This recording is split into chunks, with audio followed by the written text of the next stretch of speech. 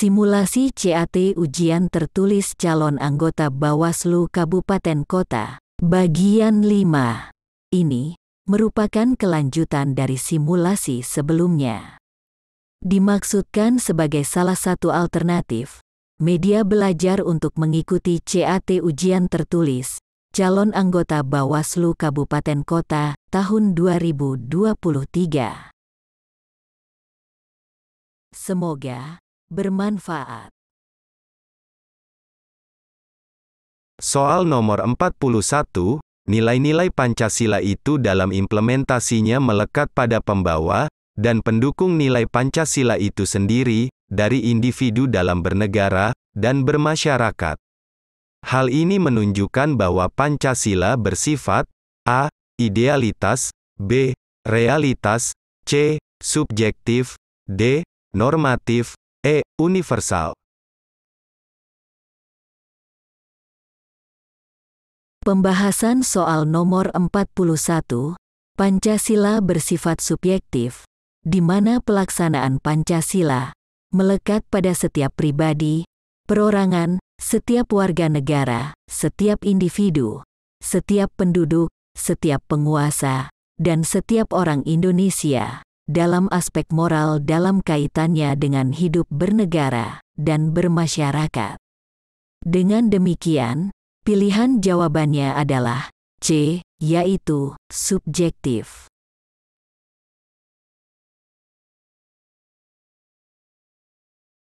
Soal nomor 42, berbeda dengan Montesquieu, menurut John Locke, pembagian kekuasaan dalam sebuah negara yang disebut dengan trias politika, dilakukan dengan pembagian kekuasaan di dalam negara ke dalam 3 bagian kekuasaan.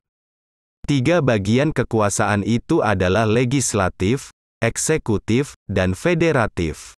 Yang dimaksudkan dengan kekuasaan federatif adalah a. Kekuasaan yang mengawasi jalannya pelaksanaan peraturan perundang-undangan, b. Kekuasaan melaksanakan atau menjalankan undang-undang, c. Kekuasaan membuat peraturan dan undang-undang, d. Kekuasaan untuk melaksanakan hubungan luar negeri, e. Kekuasaan untuk melaksanakan rekrutmen eksekutif, legislatif, dan yudikatif.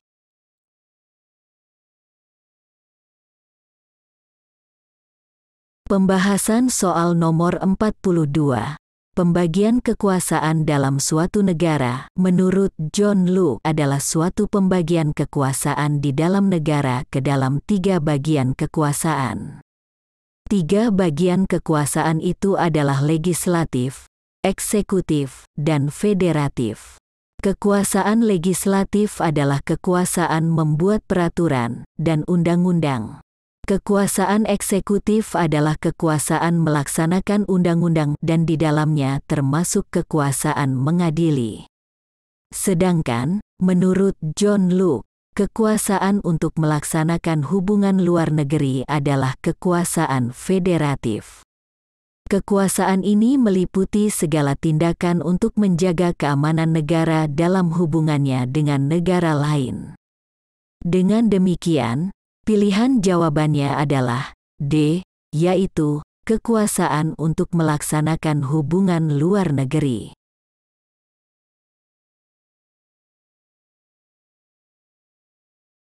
Soal nomor 43, istilah Bhinneka Tunggal Ika yang didapat dari artikel pada buku-buku Verspreidgeschriften, sempat disampaikan pada sidang BPUPKI pertama, tanggal 29 Mei hingga tanggal 1 Juni tahun 1945, oleh A. Mr. Raden Ahmad Subarjo Joyo Hadi Suryo, B. Kiai Haji Abdul Kahar Muzakir, C. Abi Kusno Cokro Suyoso, D. Profesor Mr. Muhammad Yamin SH, E. Alexander Andries Maramis.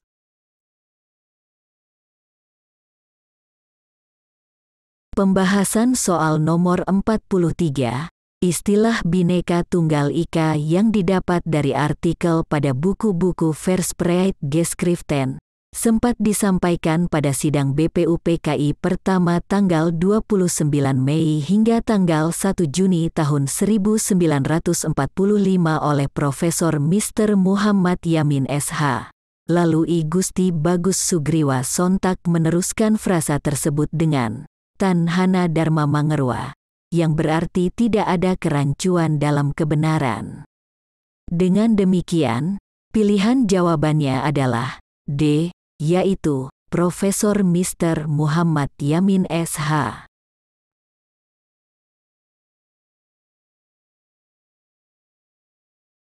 Soal nomor 44, salah satu perjanjian antara Indonesia dan Belanda. Setelah proklamasi, terdapat perjanjian yang menghasilkan isi perjanjian untuk dibentuknya Uni Indonesia Belanda, dengan Ratu Belanda sebagai kepala Uni. Perjanjian tersebut dikenal dengan A. Perjanjian Linggarjati, B. Perjanjian Renville, C. Perjanjian Rumroyen, D. Konferensi Inter-Indonesia, E. Konferensi Meja Bundar. Pembahasan soal nomor 44, perundingan pertama antara Indonesia dan Belanda setelah proklamasi adalah Perjanjian Linggarjati. Perundingan Perjanjian Linggarjati dilakukan di Subang, Jawa Barat pada 10–15 November tahun 1946 dan disahkan pada tanggal 25 Maret tahun 1947. Wakil Indonesia adalah Sultan Sejahrir, dan wakil dari Belanda adalah Profesor Schermerhorn. Isi Perjanjian Linggarjati: 1.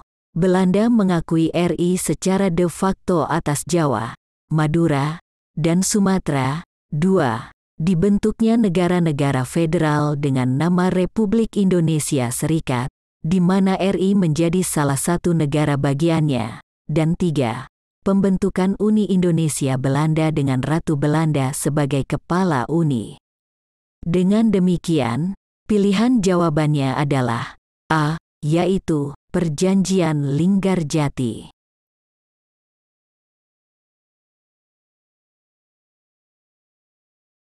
Soal nomor 45, pada alinea kedua dari pembukaan UUD 1945, terdapat makna bagi bangsa dan negara Indonesia, yaitu A. Pernyataan hak kemerdekaan, B. Cita-cita proklamasi, C. Pernyataan pengalihan kedaulatan, D. Pernyataan kedaulatan dan kesadaran religius, E. Dasar-dasar bernegara. Pembahasan soal nomor 45, alinea kedua pembukaan UUD 1945 mengandung cita-cita proklamasi kemerdekaan, yaitu menuju rakyat yang merdeka, bersatu, berdaulat, serta mewujudkan masyarakat yang adil dan makmur. Narasi sejarah dalam kedua alinea tersebut sebagai refleksi penjajahan yang sudah dialami Indonesia, baik dijajah oleh Belanda, Jepang, dan Inggris. Dengan demikian, pilihan jawabannya adalah B, yaitu cita-cita proklamasi.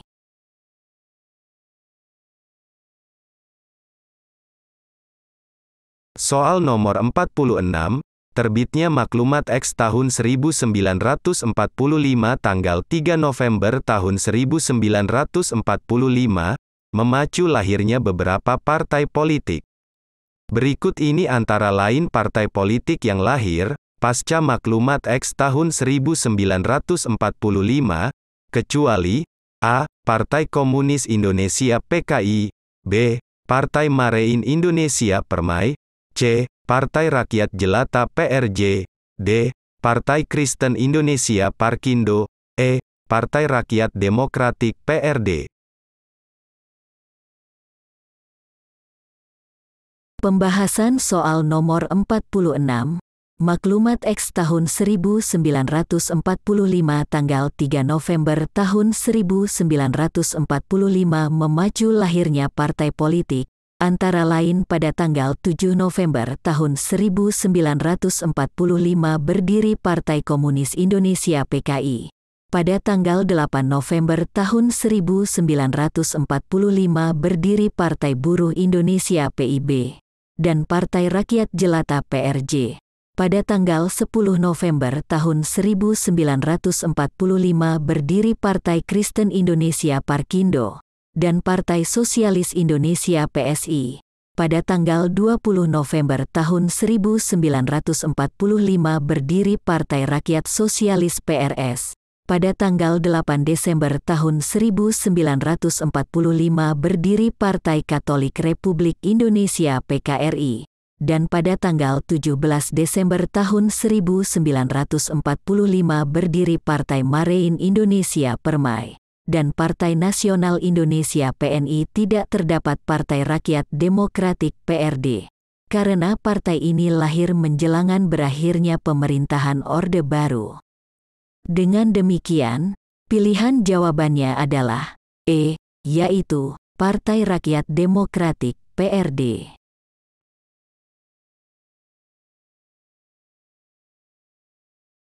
Soal nomor 47, anggota konstituante yang dibentuk berdasarkan hasil pemilu tahun 1955, tidak semua dipilih langsung melalui pemilu. Terdapat 14 orang perwakilan yang diangkat oleh pemerintah, yang berasal dari A. Angkatan bersenjata, B. Pegawai negeri, C. Ormas keagamaan, D. Perwakilan luar negeri, E. Golongan minoritas. Pembahasan soal nomor 47. Pada pemilu 1955, jumlah kursi untuk anggota DPR yang diperebutkan berjumlah 260, sedangkan kursi untuk anggota konstituante berjumlah 520 ditambah 14 orang wakil yang diangkat oleh pemerintah dari golongan minoritas. Dengan demikian, pilihan jawabannya adalah E, yaitu golongan minoritas.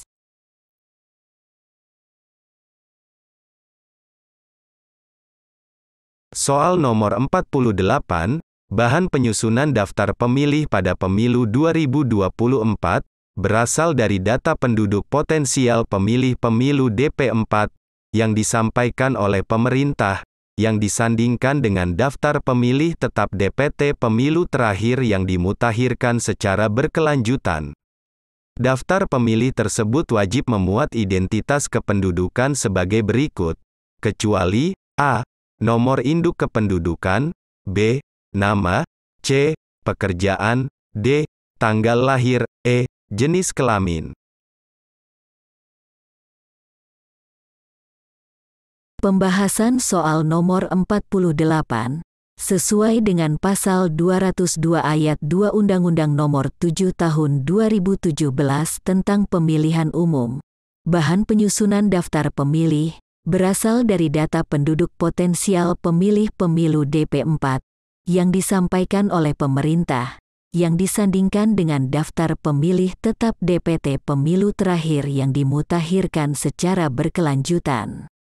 Daftar pemilih tersebut paling sedikit memuat nomor induk kependudukan, nama, tanggal lahir, jenis kelamin, dan alamat. Dengan demikian, pilihan jawabannya adalah C, yaitu pekerjaan.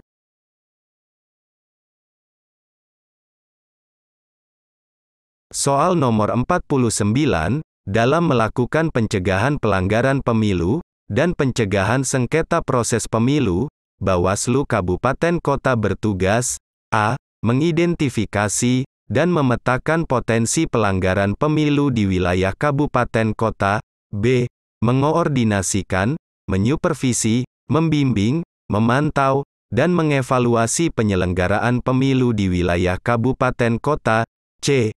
Melakukan koordinasi dengan instansi pemerintah dan pemerintah daerah, D. Melakukan koordinasi dengan pihak yang berperkara, E. Meningkatkan partisipasi masyarakat dalam pengawasan pemilu di wilayah kabupaten kota. Pembahasan soal nomor 49, sesuai pasal 102 ayat 1, Undang-Undang Nomor 7 Tahun 2017 tentang Pemilihan Umum. Dalam melakukan pencegahan pelanggaran pemilu dan pencegahan sengketa proses pemilu, tidak terdapat tugas yang menyebutkan Bawaslu Kabupaten Kota berkoordinasi dengan pihak yang berperkara. Dengan demikian, pilihan jawabannya adalah D, yaitu melakukan koordinasi dengan pihak yang berperkara.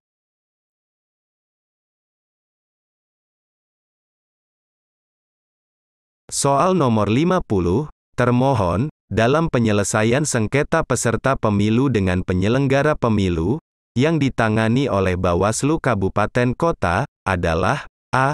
Bawaslu Kabupaten Kota, B. Bupati Wali Kota, C. DPRD Kabupaten Kota, D. KPU Kabupaten Kota, E. PPK di wilayah Kabupaten Kota.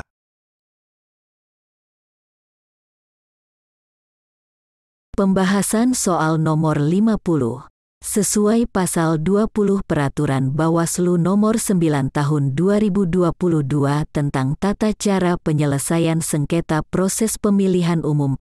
Termohon dalam penyelesaian sengketa peserta pemilu dengan penyelenggara pemilu terdiri atas KPU, KPU Provinsi, dan KPU Kabupaten Kota, sesuai dengan tingkatannya. Dengan demikian, pilihan jawabannya adalah D, yaitu KPU Kabupaten Kota.